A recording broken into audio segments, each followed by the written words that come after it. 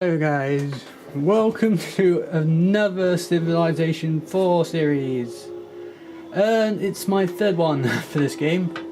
Second by myself. Be a few differences from the last one. The map's obviously going to be slightly different. In the single player game there is a video where I get a gunship to 300 experience. That's the map I use for that. And I played a couple of really good games recently, so I'm happy to be back playing this. Normal. Actually not sure how I did that. I think it was massive and normal islands.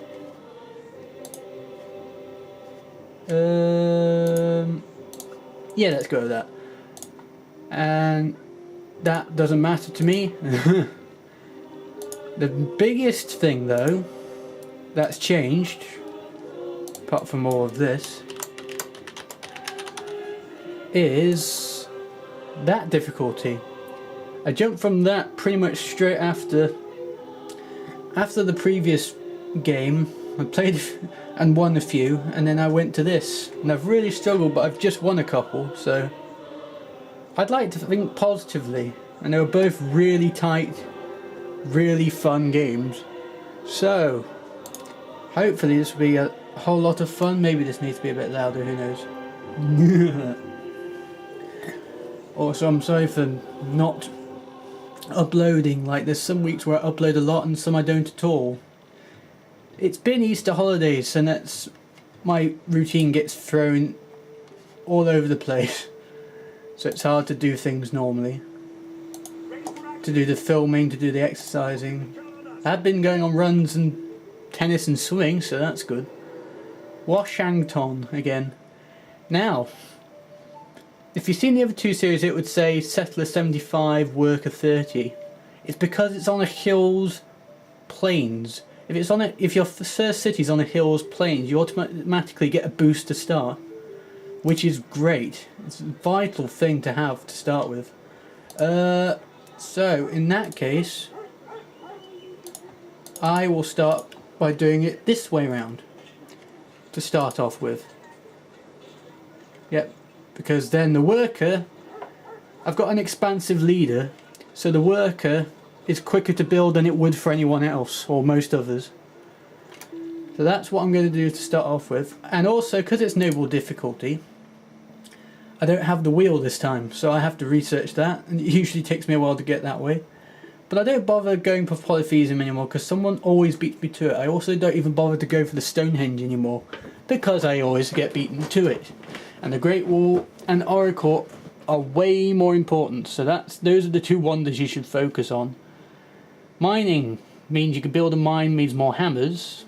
Masonry means you can build walls, which mean people invading have a little bit more difficulty.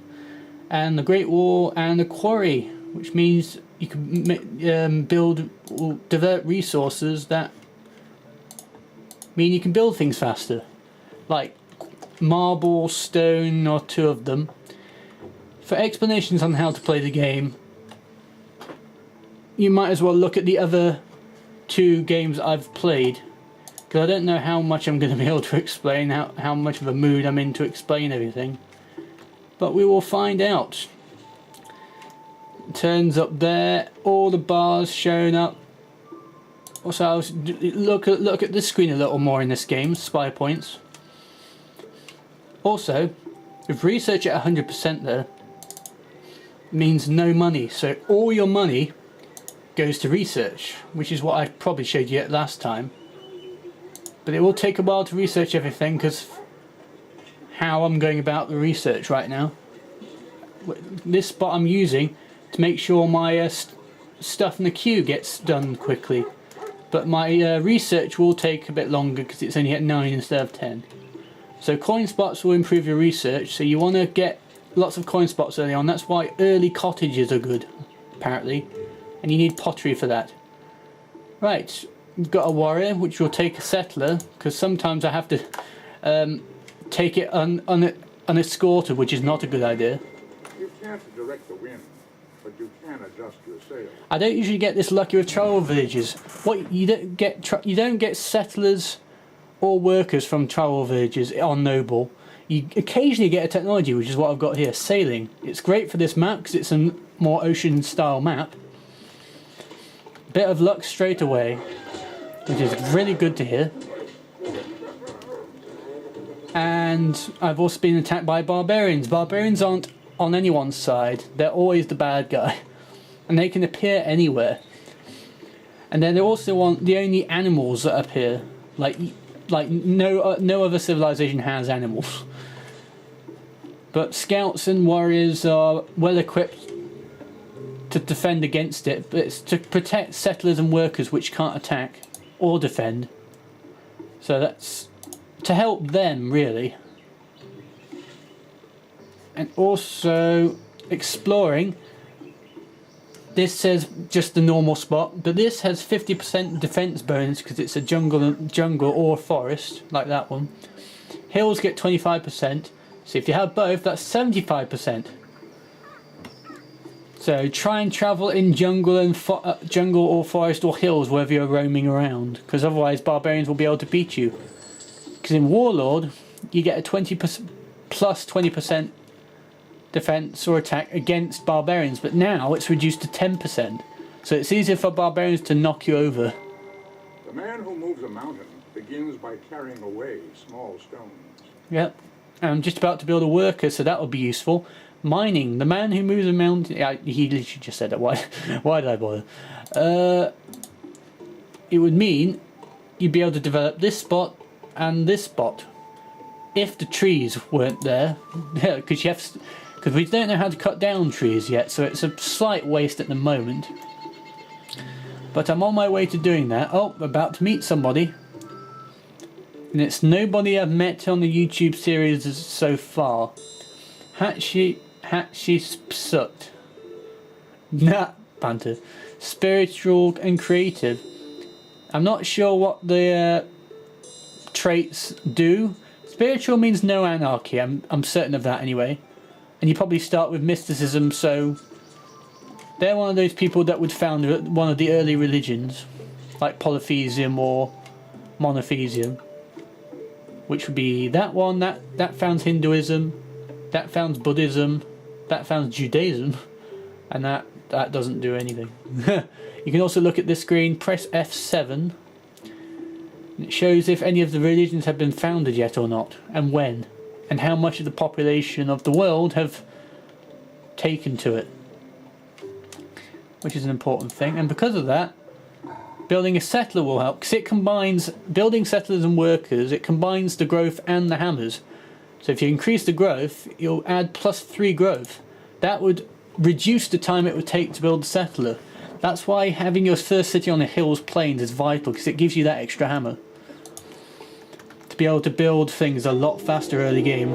It's early game where things go badly wrong. Yep. There's news at the top of the screen periodically. Buddhism has been founded. That was not meditation. It could be that. Lighthouse. That's what it recommends. Because I've already got sailing, so I'm not going to do that yet. I'm going to have to wait a while because I have a set plan early on. Also, once you've met somebody, you have spy points now. It's 4 per turn, but as a minimum for the palace. And you always have +4 no matter what. Because you'll always have a capital city and you'll always have a palace somewhere. If Hatshepsut has met other people, then his spy points will be spread less evenly, which would be nice. Because if you don't, if you've only met one person, then your spy points for that one person go flying up. Never mind. Never mind. You can bias them all to one person if you want it to, but there's no point at this stage in the game. See, I'm only 3 spy points away from being able to see the demographics or stuff. And for him, it's exactly the same, pretty much. I'm annoyed by Egypt because they have quarries. That adds a lot of hammers and means you can build wonders faster and a lot of growth. More than I do, actually. In fact, let me just look at something. The sea, the ocean, they have no hammers at all. So you've got to be very careful when choosing coastal places to build on. That spot there would be good because you still have a lot of land, plus you'd be right on the coast. So you'd still have decent coastal areas. And it's lots of coins too, so 2 coins for each spot. If you build a lighthouse, that increases the growth on each one. That's the thing there. Lots of money, but no hammers for the ocean spots. So that's why you've got to be careful and not getting too much ocean spots. Only whales and oil you can get hammers in the ocean, but they're really long time into the game. In fact, for the majority of the time, you don't get plastic. I met Pakal last time I played against him. I wiped him out pretty early. Attacks on our temples will run red with the blood of your warriors. I don't think so. For some reason, I don't think that's going to happen. Now he's met the other 2 people I met. And now bias him towards Hatshepsut. That's good, because he's my neighbour. And he's top of people that I've met, so it will automatically bias them because there's 3 people and there's 4 spy points. You can't just reduce your 1 spy point. Because it might come useful, look. Oh no. There you go. See how much that's reduced by? 45 to 28 now. That is unbelievable. Yeah, there won't be too many hammers in that spot, so I might not build any farms. I might just build cottages and workshops and mines. And because I've got 4 food resources and nothing else. So that's what you've got to take into account. If you've already got lots of growth, you don't need to artificially make more by building farms. Even though they're river spots, you don't have to. I always try and make sure there's hammers, decent hammers in all my cities. Because I don't have those sort of civics. So you have expansive and creative. I've got expansive, yeah, that's +2 health in the city, which is useful for me. 25% faster production of a worker, which was good for when I was doing that. Saved to at least 5 turns. Double production speed of granary and harbour. Harbour might be good on this map. Granary, not so much. And I don't know what his other one is. Creative. Maybe I should just go onto the main menu and check these things first. When you're defending, you only get 1 experience point. And I've been fought twice. So now I have a choice of one of 3 promotions. Melee units don't get defensive promotions, but they do get the terrain bonus, so 50% there, 25% there, etc. 75% there. I will go for jungle and forest because what he's essentially doing is exploring the map. So that means chances are you're not going to be manually moving him around, so he's mostly going to be in jungle at this point in the game. The further the game goes on, the less likely you're going to need jungle and forest defences. But even in a big stack, when there's no jungle, you still have 1 there just in case. You could build a fort on a forested hill, make it ultra mega defensive unit. It is from their foes, not their friends, that cities learn the lesson of building high walls. Aristophanes. I can't say these things. Build an aqueduct, but it does say you need another technology first. Pyramids, Great Lighthouse. I can build that once I build a lighthouse. I mean, +2 trade routes in all coastal cities, and that's good if you have a lot of coastal cities or plan to. The only problem is Great Wall is obviously more important to me because it stops barbarians from being able to enter your territory.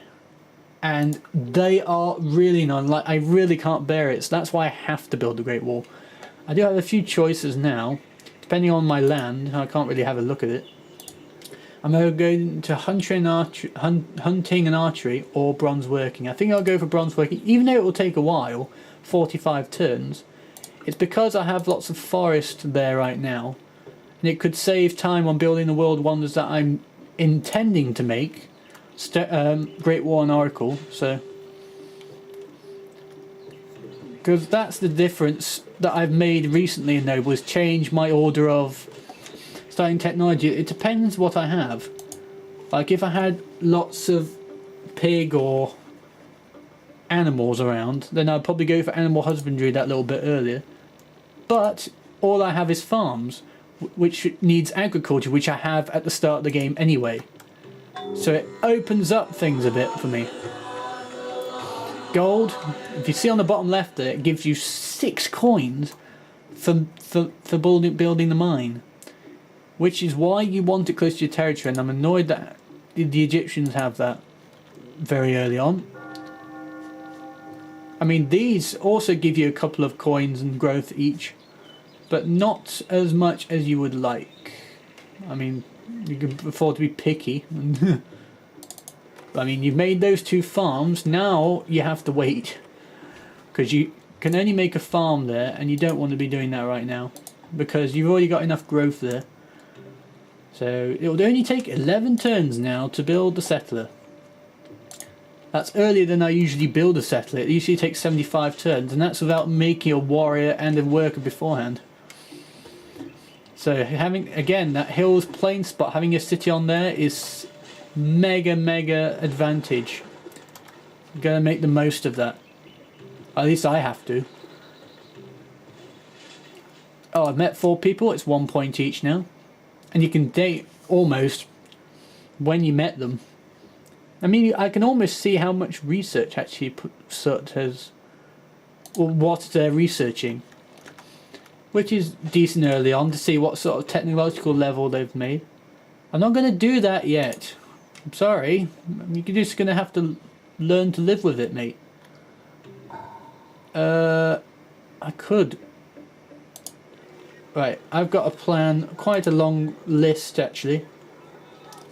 Right, galley, workboat, lighthouse, but Great Wall in front of that, and another warrior, and I click on that spot because I want the warrior to be built quickly so I can get on with the other stuff that I plan to do. So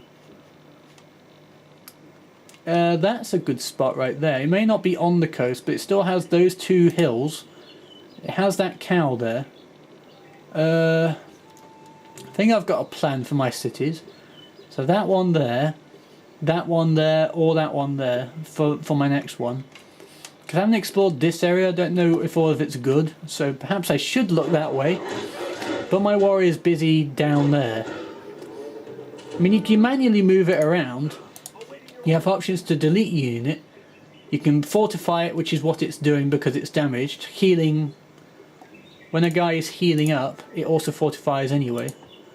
You can skip a turn if you want to do something, but you have to wait a turn to do it. Move it manually and then explore automated, which is what it's been doing. Which is good because I don't know where exactly to look, and it also saves a bit of time. See, that's the time I would normally have a settler by now. Oh, okay. Interesting. Let's get moving. May not be the best spot in the world, but worker, definitely. I mean, I'll need to go for animal husbandry soon, so I can use that part of the space. That might have been a waste, actually. Not the world's best place for a city, because that hill can only be a wine. So that's the only mine spot. That's really annoying. I messed it up. Not thrilled with my choices there. Yep. Keep it on that for now. Wait for it to get up to a higher population before I change the things around. I'll explain once the population goes up to 2. And then I'll explain what happens when it gets there. Oh, I'm sharing a space with Pacquiao. Who's going to be attacked by the lion? Nope, no one at all, apparently. That was interesting. Also very anticlimactic. I'm used to Americanisms. So it's weird to say the normal British way of saying it. Warriors continuing to explore. I'm nearly done with bronze working. I've also gone in a complete circle. Where will he go now? Because surely he'd be better off going down there or something. Which is what I'm doing now. That's where I'm going. Yeah, 10 per turn because it's using both. It's going to get up in population so fast.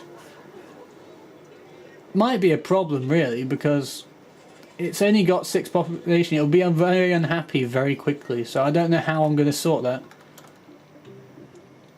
I'm probably going to take one of them off, actually. It is Bronze entirely working. seemly for a young man killed in battle, Vital to have that early on. strangled by the bronze spear. In his death, all things appear fair. It reveals copper, so that means when I next put a settler down, I can settle right next to it if I want to. Enables the civic. It's a good one to use, but I don't like using it. Because you reduce your population to build a unit or a building quickly. And it leads to those, which is great. Nope, the old ways are best. They definitely are. Hunting and archery now, because I want some archers to protect my cities in case I don't build the Great Wall. Yeah, build a mine. Building a mine would take about 14 to 16 turns. But it takes a few turns to cut down the forest as well. 9 turns, so it's about 12 turns to build a mine. You also get 60 hammers straight away once you've chopped down the trees. But you also lose a hammer for the spot. See, that hammer would disappear once the forest disappears. That's how that works. I don't know how well I'm explaining it to you, but I hope you understood that. Alright. That worker's at work. That's how I did it. Yay! Right outside New York. That's really useful. So I thought I messed it up, but that gives you +3 hammers for building a mine, and they can be on flat ground as well. It depends on where the copper is. Yeah, if there's a resource on flat ground, that's the only time you can build a mine on flat ground. For obvious reasons. Unfortunately, there's no way to expand culture because I haven't got mysticism yet. So what am I going to do actually? Okay. Not sure what I want to do right now. Probably go for barracks. Yeah, I will do that. So I can upgrade, any land unit will get 3 experience points once you have a barracks in your cities, which is always very useful. I'm going to start cutting down forests actually. Try and speed it along. I mean, I can't speed the research by doing that, which is really annoying, but because I've got an extra city, that's +10 now, but I'm losing money because of city maintenances. Minus 0.32 there. Minus 1.09 there. Mainly because of the distance away from the... Yeah, distance from Palace, 0.81. That's all it is. And the more cities you have, it also increases. So you can't overexpand, you've got to be really careful. If you chase 2 rabbits, you will lose them both. I can have spearmen now. But unfortunately I still can't develop the copper yet. And I can also build scouts too. They get better results from tribal villages, but if you don't go for it straight away, it will be useless. It will be useful right now because there are really no tribal villages left. Not on this continent that we're on, so... We're only 5 turns away from having a mine. Yep, that's good for now. I'll probably take one of the spots off so it doesn't overgrow the city population, but that's the way I do it. Okay, I nearly fell off. That's alright. Yeah, well, unfortunately, there's nothing else I can do. Hang on. I know that means less hammers, but coins. It's only 1 growth, which would slow it down, and it also provides research that I desperately need. All the coins go to research because that's at 100%. That's exactly what I need. What a useful thing to have right now. Also, look at that. It's 1 less hammer on the spot, but I gain 2 for the mine, and also 60 from chopping. That speeds up the building of the Great Wall. I'm going to build that other mine because I desperately need it. I also sped up the construction of a barracks now. I also get a coin for that spot now because it's silk. Provides happiness and coins. Yes, it does. 3 coins plus a happiness. Last game I played, I had a lot of luxury resources, which meant my cities were never unhappy. But there aren't too many around, so it seems like I'm going to have to work really hard to make my cities happy. Actually, wine does it as well. Never mind, I've got 3 right on my own borders, so that's great. Oh, I met Babylon. Boo-hoo. Meaning it was an intriguing game with Hammurabi, the first game with my dad. Not sure how to explain it. Right. Now, yeah, he's at his end. He can't go any further that way. I've met his territory, that's why. We might as well just explore randomly now. Should also probably go up there too. Hang on, hang on, hang on. Calm yourself down. I also haven't met anywhere near the amount of barbarians I usually do. Certainly for animals. Haven't met so many. 15 turns, 29 turns before the Great Wall is built. I should be able to build it. This is one of the earlier times I've started building it. Judaism. That is monotheism.